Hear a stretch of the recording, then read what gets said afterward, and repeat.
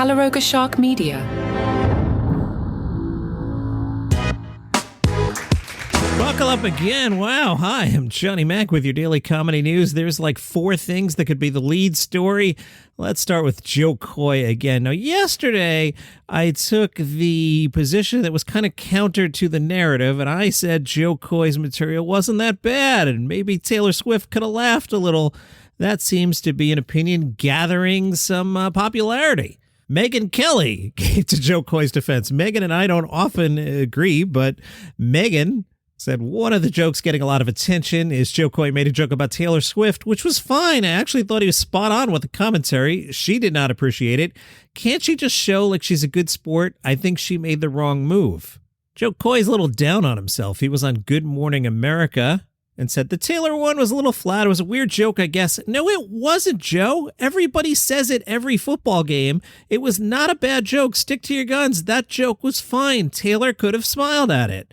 The Taylor Swift one was a little flat. It was a weird joke, I guess, but it was more on the NFL. I was trying to make fun of the NFL using cutaways and how the Globes didn't have to do that. So it was more of a jab toward the NFL, but it just didn't come out that way. Yes, it did. It just Taylor iced you. Megyn Kelly said, by the way, she's not in charge with the number of times the NFL chooses to put her on cam. That's not her fault. It's annoying, and if she were smart, she'd laugh like she was in on the joke. I've told the audience I'm still listening to Barbra Streisand's memoir. It's 1,000 pages, and I have a life to live, but one of the things they revisit in the book is The Way We Were, which, of course, you know, we've all seen Robert Redford. I went back and I watched it, and I'd forgotten the scene in the opening part of the movie where she's like this activist on campus, and she supported communism, and they make some crude joke behind her, and she gets angry, and later Redford says to her, you should have laughed, and she said, it wasn't funny, and he says, that it's funny is not the only reason to laugh at something. Jo Koy on Good Morning America said, I had fun. You know, it was a moment I'll always remember. It's a tough room. It was a hard job. I'm not going to lie. I'd be lying if I said it doesn't hurt. Poor guy. I hit a moment where I was like, hosting is a tough gig. Yes, I'm a stand-up comic, but that hosting position, it's a different style. I kind of went in and did the writer's thing. We had 10 days to write this monologue. It was a crash course. I feel bad, but I got to still say I loved what I did. Kevin Hart, who's doing a ton of press this week because he's got this thing on Netflix on Friday. Kevin Hart came to the defense of Jo Koy and said, I think Jo Koy's an amazing comedian, always has been. It's a tough room, and without the knowledge and understanding of how to navigate a room, you can have some moments, some bumps. Jo Koy is a talented, funny, effing guy and forever will be. People want to highlight the world of bad, but Joe will be good and always has been. The Daily Mail asked Kevin Hart if he would ever consider hosting a big award show again, right? Wasn't he going to host, was it the Emmys or whatever? And that didn't happen because they went back and looked at his material. What was that story? Yes, he was going to host the Oscars from Variety, December 6th, 2018, just 48 hours after agreeing to host the Academy Awards. Kevin Hart unceremoniously stepped down. The turn of events followed outcry over previous anti-gay tweets and comments Kevin Hart made during stand-up routines nearly 10 years ago. At that time, Kevin posted on Instagram, my team calls me, oh my God, Kevin, everyone's upset by tweets you did years ago. Guys, I'm nearly 40 years old. If you don't believe that people change, grow, evolve as they get older, I don't know what to tell you. If you want to hold people in a position where they always have to justify the past, do you? I'm the wrong guy, man. Here in 2024, Kevin tells the Mail, I'm at a point in my career where there's no value in it for me, but I do think that it provides an amazing amount of visibility and a platform of exposure, but it's something that's not the easiest. Good analysis here. Kevin Hart suggests Jo Koy was an outsider to many of those in the room, saying the success of the host stems from the relationships he has with the A-listers in the audience. Kevin says, when you're in the business and you have relationships with the people in the room, it's an easier room. I'm not sure Chris Rock would currently agree with that. Kevin said, when you're a little cold to the room, maybe a little more difficult, and there's a little more hesitancy to be comfortable from an audience standpoint. Joe will be good, always been. I love Joe. Can't wait to see what else Joe does. He's made it this far. Michael Che weighed in on Instagram. Che said, for one, it's very difficult to make movie stars laugh. They're way too self-conscious to have a good time. Two, they don't even want to laugh. They're too busy thinking about their careers, their speeches, and their cause. They think they want to be made fun of, but they actually don't. They actually just want their trophy and a nice photo. Imagine right before Game 7 of the NBA Finals, he had to go in the locker room and make LeBron laugh. Whoopi Goldberg came to Jo Koy's defense, saying, if you've not been in these rooms before and you're sort of thrust out there, it's hit or miss. I love Jo Koy. It makes me just crazy because he's funny. I don't know whether it was the room, but I do know that he's as good as it gets when it comes to stand-up. Steve Martin came to the defense of Jo Koy. On Threads, Steve Martin, what do we do on Threads? Threaded? I don't know what we do on Threads. Posted? Tweeted? Threaded? Threaded. I tip my hat to anybody who steps out on stage to host a live award show. It's a very difficult job and not for the squeamish. I know, because I'm still throwing up from the last time I did it in 2010. So congratulations to Jo Koy, who took on the toughest gig in show business. Hit, missed, was light on his feet, and now has 20 minutes of new material for a stand-up. More on Jo Koy at the end of the podcast today.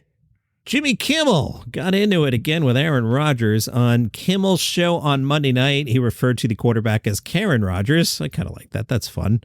You may recall on January 2nd on the Pat McAfee show, Aaron Rodgers said, "There's a lot of people, including Jimmy Kimmel, really hoping that doesn't come out, meaning the Epstein list." Kimmel said, "Either he actually believes my name was going to be on Epstein's list, which is insane, or the more likely scenario is he doesn't actually believe that. He just said it because he's mad at me for making fun of his top knot and his lies about being vaccinated. He's particularly upset, I think, because I made fun of the fact that he floated this wacko idea that the UFO sightings that were in the news in February were being reported to distract us from the Epstein list."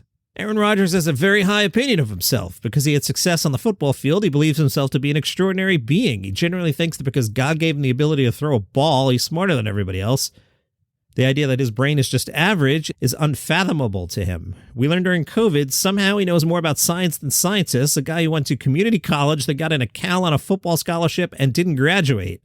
Someone who never spent a minute studying the human body is an expert in the field of immunology. He put on a magic helmet and the G made him a genius.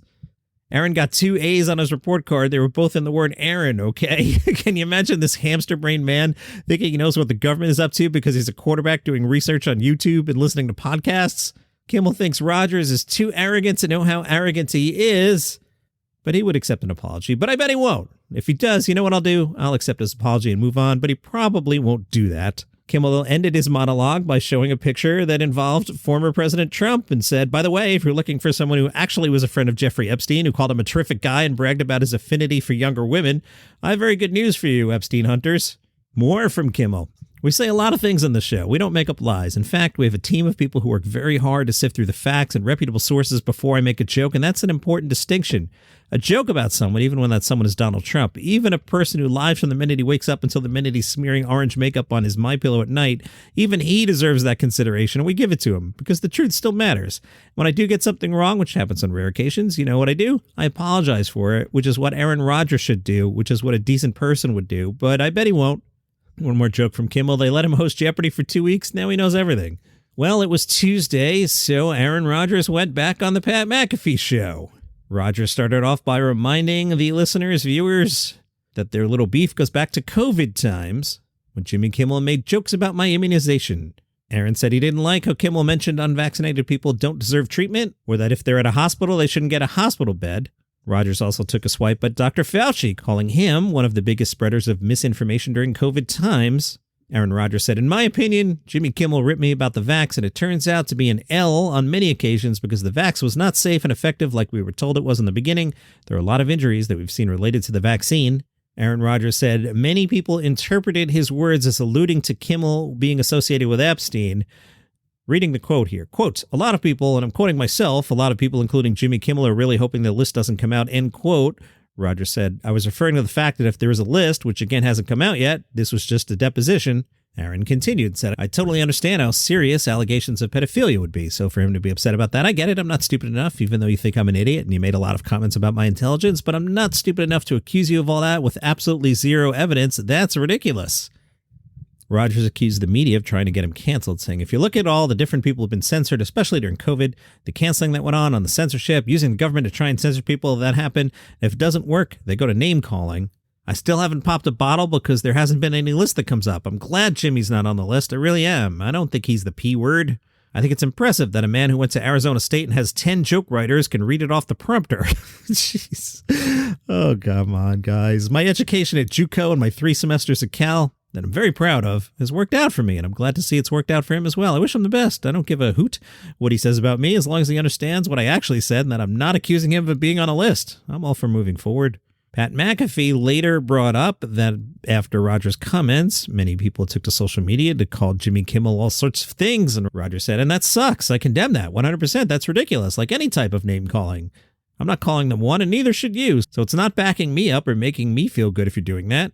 Let me make that crystal clear. I don't take any effing joy out of anyone doing that. Don't do that in my name. Don't do that at all. Those are serious accusations meant for people who are on that list." We are long here in the first half, but there's so much to tell you about. Remember the whole Cat Williams thing? Well, Cat's going out on tour, and guess who's coming on tour with him? Kevin Hart's ex-wife. Yes, Tori Hart announced she's going on tour with Cat. Tori and Kevin divorced in 2011. That's fun. D. Ray Davis is calling for a battle of the comedians after Catgate. He says, comedy's different because the beef ain't going to the streets. It ain't leaking over. I think it's a light sparring. I think they should take it to the stage. All of them. I'm willing to participate. I love it. We could all do 5 minutes back to back, brand new freestyle. We come up with rules like boxing, no preaching. Let's go to specifics. Let's go to jokes. Let's get to writing. I love it. The comedy world needed this energy. The world needed to see it's not just jokes, it's jokes and smokes. D. Ray Davis also weighed in on the allegation that Cedric the Entertainer stole Cat Williams' bit. Davis said, I saw the premise, but I didn't see the similarities. I'm not trying to catch smoke with Cat either. The man with 9 lives. Ed Lover has agreed with Cat Williams' claims that Steve Harvey hated on Bernie Mac prior to his death. Ed Lover said the stuff that Cat Williams said about Steve Harvey calling to try and get Bernie's role on Ocean's 11, that kind of stuff, Bernie told me out of his own mouth. I believe Bernie Mac when he said Steve Harvey hated on him. Cat Williams had accused Harvey of watching fellow comedian Mark Curry do his whole Hanging with Mr. Cooper sitcom and then stealing everything Mark Curry had. Cat Williams said, now Steve got a sitcom where he's the principal and he's wearing a suit. And then he gets this high top fade, making all black men think he's got the best lineup in the business. And it's a man unit. And then you ask him, why are you not a movie star? And he says, I didn't want to be a movie star. There are 30,000 new scripts in Hollywood every year. Not one of them asks for a country bumpkin black dude that can't talk good and look like Mr. Potato Head. There ain't none. You have to have range. Oh, this is so much fun. I didn't even tell you about Pete Davidson yet, but I need a drink of water. Hang on. Pete Davidson will star in 2 new commercials for Totino's during NFL playoff season. Pete Davidson spoke about Totino's and said, I've been honing my skills at becoming a grill master, but I'm always a fan of making spaghetti. I know some people don't like leftovers, but I actually enjoy finishing my leftovers. In his ads for Totino's, Pete Davidson hopes to inspire fans to ditch pizza in favor of pizza rolls. For the upcoming Super Bowl, Pete says, I'll invite my friends over to watch the game. I've been doing that for the past few years. In addition to Totino's, which of course he serves, he says he also, in addition to the Totino, serves chips, salsa, and other dips, plus wings and candy. Pete tells people, I've always been a huge fan of Totino's. The bite-sized pizza rolls will make the perfect snacks for game day, which I've enjoyed since I was a kid.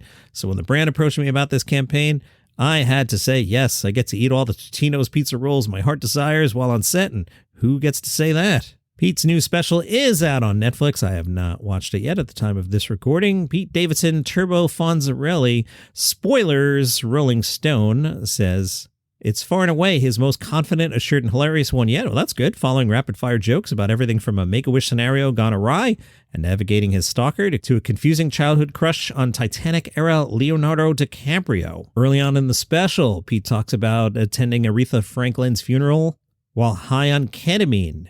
He jokes, if she was there, she'd probably be like, hey, who are you and what the F are you doing at my funeral? I won't spoil the punchline there. I'm reading it. It's pretty good.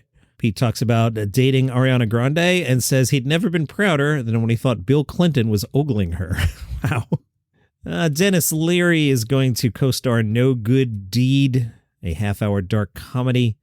8 episodes, follows 3 very different families trying to buy the same house. I've talked about this in the past. Ray Romano is in this. Abby Jacobson, Poppy Lou. She's on what is the terrible thing on Apple TV with Rob McElhenney called? The video game one. Whatever. It's not good. That one. Tina Fey is going to star in a series on Netflix. This is an adaptation of the 1981 movie The Four Seasons.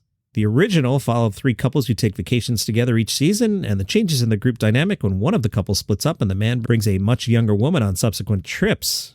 Are you a fan of Our Flag Means Death? Well, you're not going to like this. It's over after 2 seasons. Canceled by Max, HBO Max, HBO Max. That was The Pirate Show. Rhys Darby starred in it. It was okay. And back to Jo Koy, good analysis by Viv Groskop in The Guardian. Viv writes, after the event, it's pointless trying to contend that the material was actually not that bad, which it wasn't. I agree. Or that Koy's delivery had its moments of charm and professionalism, which it did. I agree. Because comedy eludes analysis, justification, or explanation. It's either funny in the moment or it's not. There's no arguing with Tumbleweed or its deadly celebrity equivalent, Taylor Swift on camera, taking the tiniest of dainty sips of her drink. A lot of comedy is about context and establishing who you are in relation to the audience, so in some ways, Jo Koy's stint is more impressive than recent Golden Globes bookings because his work would not have been especially familiar to a lot of the audience in the room or at home. Yes, I saw a lot of people saying they had never heard of him before. That's why high-status performers like Ricky Gervais, Jimmy Kimmel, or Chris Rock have a natural buy-in when they walk on stage. There's a ready-made expectation of where they will take things. That's really good analysis. Viv writes, you can work with that and you can subvert it. Gervais has often played these hosting gigs almost with the express intention of explicitly eliciting gasps of horror or intakes of breath rather than cozy laughs, and it works because you know he intended it. And that is your comedy news for today. My voice is shot. That was a lot. If you enjoy the show, tell a friend about it. I'm going to go have some water or a coffee or something. See you tomorrow.